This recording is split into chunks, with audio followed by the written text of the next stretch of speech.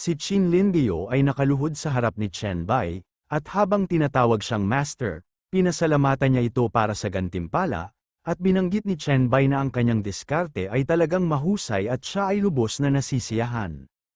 Tumayo si Chen Bai sa harap ng malaking salamin na bintana at inutusan na pumunta si Qin Lingyo doon, na pumayag siya. Ipinahayag niya na magsasabi siya ng ilang mga salita tungkol sa kanilang mga kinakailangan sa paggawa ng panuntunan doon. Ngunit nagulat siya nang makita niyang nakayuko si Qin Lingyo sa kanyang harapan habang humihiling ng isang bagay mula sa kanya, kaya tinanong niya ito kung ano ang kanyang kahilingan, ano ang postura, at kung hindi niya narinig ang kasasabi nito. Humingi ng paumanhin si Qin Lingyo at ipinaliwanag na hindi niya ito narinig. At marahil ito ay dahil sa kanyang B-level na skill focus, na nagbibigay daan sa kanya upang mapataas ang bilis ng kanyang pag-iisip at ang sensitivity ng kanyang mga pandama kapag siya ay nakatuon sa pag-iisip, pakiramdam, o paggawa ng isang bagay. Ngunit hinaharangan nito ang lahat ng iba pang impormasyon mula sa labas ng mundo. Sinabi ni Chen Bai na hiniling niya kay Qin Lingyo na pumunta doon dahil nakikita niya ang lahat ng 3 lugar ng Dongsheng. Ipinaalam niya na may mga villa doon, binanggit din ni Chen Bai na may mga high-end na residential na lugar sa gilid ng burol at mas mababang mga kapitbahayan ng bundok. Ipinahiwatig niya na kailangan niya si Qin Lingyo na gumawa ng iba't ibang panuntunan ayon sa iba't ibang lugar. Kinumpirma ni Qin Lingyo na magagawa niya ito at tinanong si Chen Bai kung mayroon pa siyang ibang kahilingan, at nilinaw ni Chen Bai na ito ay isang simpleng kahilingan dahil curious siya sa kanyang mga kakayahan. Iminungkahi ni Chen Bai na dapat nilang makita kung hanggang saan mapapasigla ang kanyang mga pandama kapag nag-concentrate siya sa kanyang nararamdaman. Namula ng gusto si Qin Lingyo, at nauutal siya habang sumasang-ayon kay Chen Bai. Agad niyang ginamit ang kanyang kakayahan, focus, habang nakayuko siya sa harap ni Chen Bai, at kinumpirma niyang handa na siya. Ang lugar ay napuno ng kas-iya-siyang mga punso. Kinaumagahan, sa Dongsheng Sewer Age Outlet, si Chen Bai ay kasama nina Song Ziqiong, Alan, at isang grupo ng mga tao, at ipinahiwatig niya na natagpuan niya ang lugar na iyon kahapon sa pamamagitan ng mga guhit sa arkitektura at bakas ng mutant na daga, at pagkapasok, mayroong isang pugad ng mga mutated na daga. Binanggit ni Chen Bai na kahit na kaya niyang linisin ang lugar na iyon, gusto niyang mabilis na sanayin ang malalakas na lalaki na mapagkakatiwalaan, maaasahan, at kayang protektahan ng lahat kapag wala siya, kaya naman pinili niya ang mga ito at dinala sila doon para mag-level up. Hinimok niya na dapat silang maging backbone ng kanilang villa at tinanong ang mga lalaki kung handa na silang lahat.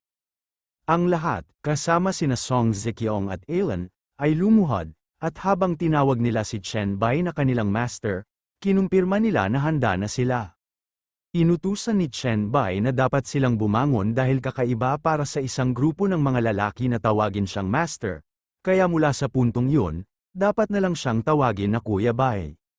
Natuwa siya nang ang lahat ay mukhang excited ng sumang-ayon at tinawag siyang Kuya Bai. Bumaba si Chen Bai sa tubig at tumayo sa harap ng bakod na nakaharang sa labasan.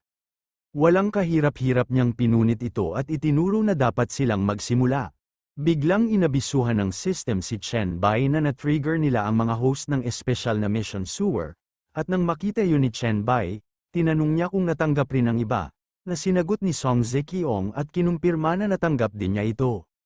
Ipinaliwanag ni Alan na ang misyon ay nangangailangan ng pagpatay sa lahat ng mutant na daga at sa Rat King at pagsisiyasat sa pinagmulan ng mutation sa mga daga na may mga gantimpala na nakadepende sa pagkumpleto, at isa sa mga lalaking tinawag si Chen Bai at binanggit na nakatanggap din sila ng parehong misyon. Pagkalipas ng ilang sandali, nang pumasok sila sa imburnal, sinabi ni Song Ziqiong na madilim doon at mabuti na lang at hiniling na niya sa kanila na gumawa ng mga ilaw, habang sinabi ni Chen Bai na mas malinis ito kaysa inaakala niya. Biglang nakarinig si Chen Bai ng kaluskos, kaya sinenyasan niya ang iba at binalaan na dapat silang mag-ingat dahil darating ang mga mutated na daga. Maraming mabangis na mutated na daga ang paparating sa kanila sa napakabilis na bilis. Agad na ginamit ni Chen Bai ang kanyang mga kasanayan, mabibigat na martilyo at mga kuko ng buto, habang sumisigaw siya na marami sila. Nagsimulang tumakbo ang lahat at umahan patungo sa mga mutated na daga, habang pinapatay nila ang mga mutated na daga na nasa kanilang daan. Nagbabala si Chen Bai na dapat mag-ingat ang lahat para sa mga hindi patay. Pagkalipas ng ilang sandali, habang tinatapos ni Alan ang pagpatay sa mga mutated na daga, isang lalaki ang bumulalas na kinuha niya ang mga kagamitan sa balat ng daga doon. Samantala, kausap ni Song Zekiong si Chen Bai at iniulat na ang bahaging iyon ng tubo ay halos nalinis na, at naalis na nila ang 16 na mahaba at maiikling bahagi ng pipeline na sinang-ayunan ni Chen Bai. Biglang tumuro sa unahan ng lalaking nasa likod ni Song Zekiong at nag-alerto na may nangyayari na naman, pero isa lang sa oras na yon, at nang marinig ni Song Zekiong na isa lang, nagboluntaryo siyang hahawakan nito. Habang si Song Zekiong ay nakaharap sa mutant na daga, ipinaalala ni Chen Bai na hindi niya dapat kalimutang gamitin muna ang kanyang mga kasanayan sa pagmamanman, at kinumpirma ni Song Zekiong na tiyak na gagawin niya ito. Ginamit ni Song Zekiong ang kanyang husay, Insight Crystal. Nagulat siya at inihayag na ito ay isang level 7 na boss. Binanggit ni Song Zekiong na wala siyang makitang anumang partikular na katangian, ngunit ang kanyang lakas ay 30, ang kanyang leksi ay 40, at siya ay napaatras nang may sasabihin siya tungkol sa kanyang pangangatawan. Nagulat siya dahil ginagamit na ni Chen Bai ang kanyang kakayahan, mga kuko ng buto, at umaakyat patungo sa amo, at hinimok niya itong mag-ingat. Pero mukhang nagulat at nabuhayan ng loob si Song Zekiong nang makita niya ang nangyari. Sinaktan ni Chen Bai ang amo at natalo ito sa isang pag-atake. Ang sistema ay tumunog habang ang grade E set ng depensa, mga bote ng salot, ay ibinaba, at tumaas ang liksi nito ng 5, may proteksyon sa lason, na binabawasan ang mga epekto ng mga nakakalason na debuff, at isang ikalima na set ng salot, na nagpapataas ng lahat ng katangian ng isa, at may requirement na level ng evolver na mas mataas sa o katumbas ng 5. Nang makita ni Chen Bai ang kagamitan, nagkomento siya na ang Rat King ay maaaring aktwal na mag-drop ng isang buong set ng kagamitan, at ginamit niya ito. Habang isinusuot niya ang bota, sinabi ni Chen Bai na kahit na ito ay isang mas mababang grado, kung kolektahin niya ang lahat ng mga ito, ang mga ito ay ilang beses na mas malakas kaysa sa normal na kagamitan ng parehong grado. Sinabi ni Chen Bai na ang Plague Rat King ay napatay, kaya ang tanging natitirang gawain ay imbestigahan ang sanhi ng mutation. Pagkalipas ng ilang sandali, nagkomento si Song Zekiong na 5 pipe na ang kanilang nadaanan, at nang itanong niya kung bakit wala ng mga daga, nagulat siya nang biglang nagdeklara si Chen Bai na dapat na silang huminto.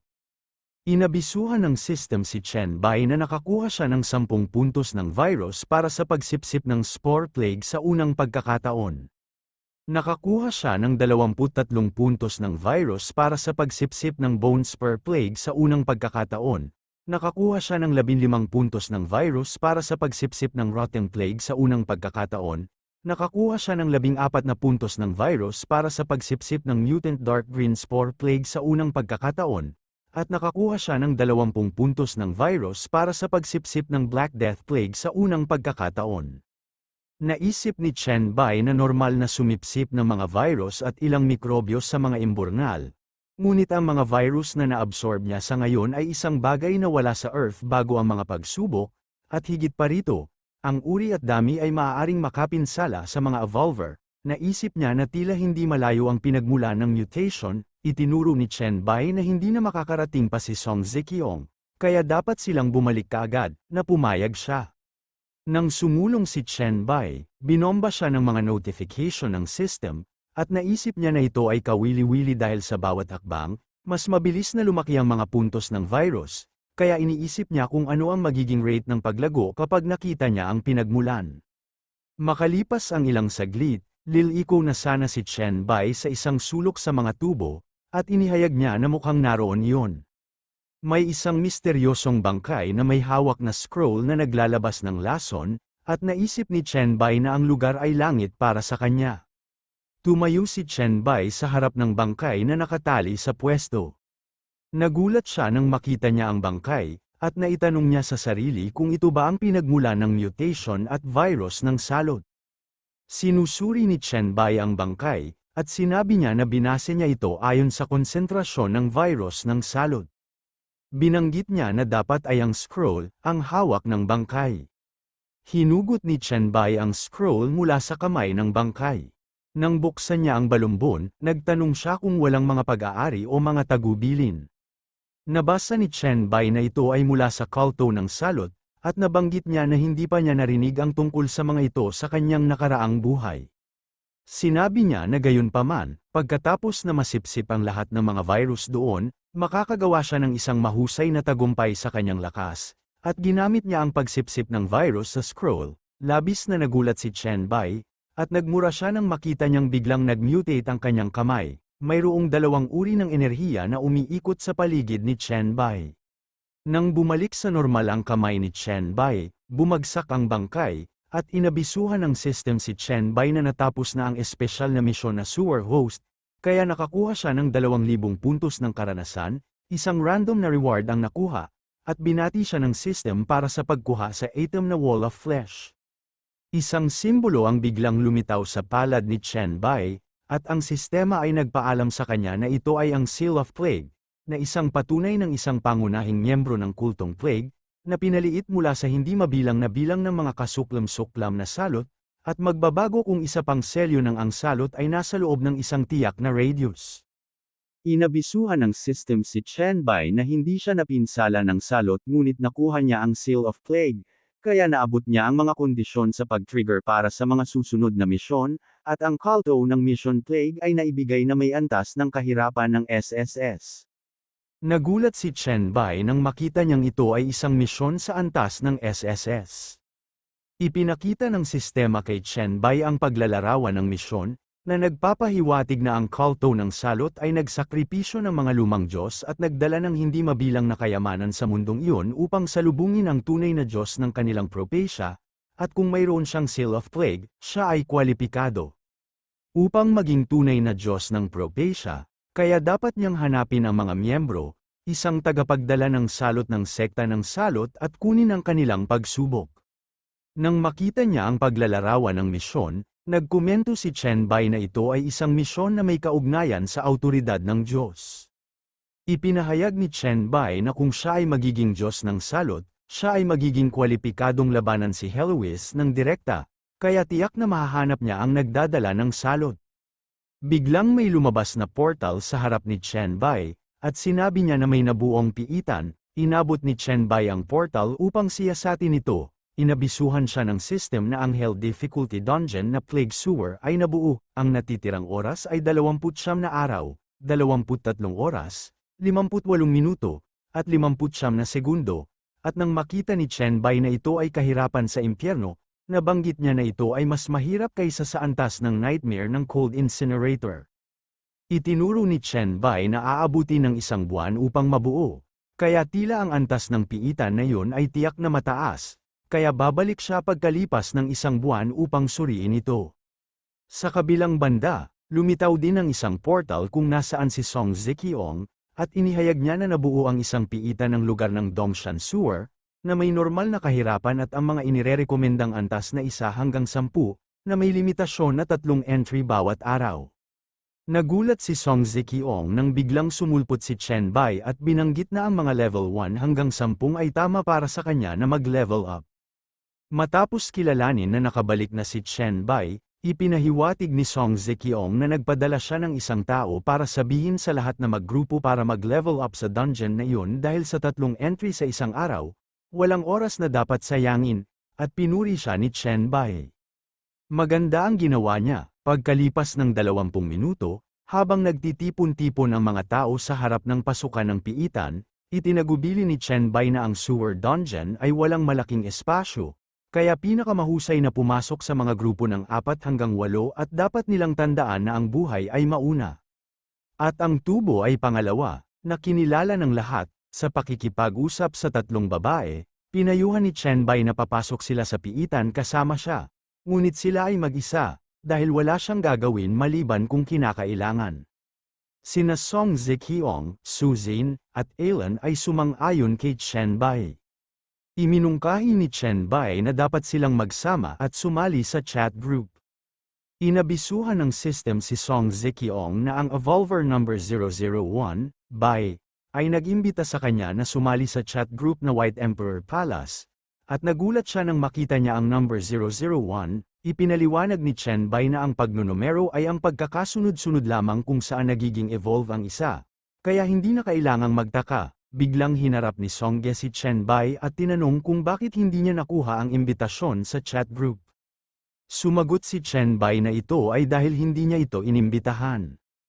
Hinarap niya si Songge at idineklara na ito ang kanyang harem at tanging mga tapat at may kakayahan lamang na mga tao ang pinapayagang sumali, kaya ang isang batang babae na walang takot sa isang zombie ay hindi nakakakuha ng imbitasyon. Tila napahiya si Songge nang maalala niya ang nangyari noon. Ngunit sinabi niya na hindi dapat masyadong maliitin ni Chen Bai ang mga tao dahil nasa hustong gulang na siya. Ipinakita ni Chen Bai kay Songge ang maraming item at itinuro na dapat niyang kunin ang kanyang kagamitan at pumasok sa piitan para makita niya kung gaano na siya kalaki. Pagkaraan ng ilang sandali, pumasok si Songge sa piitan, at siya ay nakatago sa likod ng dalawang mutated na daga. Bigla niyang pinigilan sina Alan at Song Ziqiong at ipinahiwatig na hindi na kailangang tumulong dahil siya mismo ang gagawa nito. Lumingon si Chen Bai kay Lu Lei at binanggit na hindi pa rin niya alam kung anong talento nila at ni Songge. Sinabi ni Lu Lei na ang kanyang talento ay B-level na ilusyon na nagpapahintulot sa kanya na lumikha ng mga disembodied phantoms batay sa kanyang imahinasyon, at ito ay gumaganap ng isang maliit na papel sa labanan. Habang nagpapatuloy si Songge at sinisingil ang mga mutated na daga, sinabi ni Lu Lei na ang talento ni Songge ay isang C-rank na likas na kakayahan, na nagpapabilis ng paglago ng karanasan at kasanayan ng 50%. Nagkomento si Chen Bai na ang Growth Accelerator ay hindi nakakatulong sa labanan gaya ng multo ni Lu Lei, kung saan sinang-ayunan ni Lu Lei, mabilis na natalo ni Songge ang mga mutated na daga. At habang tinanong niya si Chen Bai kung kumusta ito, sinabi niya na siya mismo ang pumatay sa 3 sa kanila. At ang mga daga na iyon ay mas malakas kaysa sa mga zombie. Sinabi ni Chen Bai na hindi ito masama. At dahil nagsisikap si Songge na maging bahagi ng kanyang harem, gagawa siya ng exception. Habang namumula, umarte si Songge na parang walang pakialam at sinabing ayaw niyang sumali sa harem ni Chen Bai at gusto lang niyang patunayan ang sarili. Agad namang sumang-ayon si Chen Bai at sinabing iginagalang niya ang kanyang pinili, kaya hindi siya magpadala sa kanya ng imbitasyon, na nagpataranta kay Songji at hiniling kay Chen Bai na maghintay, at tinanong ni Chen Bai kung ano yun. Nahihiyang binanggit ni Songge na wala lang yun at gusto lang niyang sumali, kaya tinanong niya kung maaari, ngunit sinabi ni Chen Bai na tila nag-aatubili siya, kaya mas mabuti na huwag niya itong ipadala. Nagulat si Songge, at nawalan siya ng masabi, biglang sumingit si Song Ziqiong, at hiniling niya na itigil na ni Chen Bai ang panunukso kay Songge dahil gusto niyang sumali, at ipinaliwanag niya na noong umagang yun, nagalit si Songge dahil ipinakilala niya ito kay Qin Lingyu at hindi sa kanya. Binanggit ni Chen Bai, para sa kapakanan ng kanyang ina, dapat tanggapin ni Songge ang imbitasyon. Inabisuhan ng system si Chen Bai na ang Evolver number 10261521, Songge, ay tinanggap ang kanyang imbitasyon na sumali sa White Emperor Palace, at mukhang nasasabik siya. Tila tuwang-tuwa si Songge habang lumalayo at inanunsyo na papatayin niya ang ilang halimaw, na sinabi ni Chen Bai na siya ay isang sundiri little princess, at nagkomento si Song Ziqiong na si Songji ay isang matigas na kausap, yun lang, at na hindi dapat mag-alala si Chen Bai at maghintay hanggang matapos ang piitan at bumalik sila sa villa.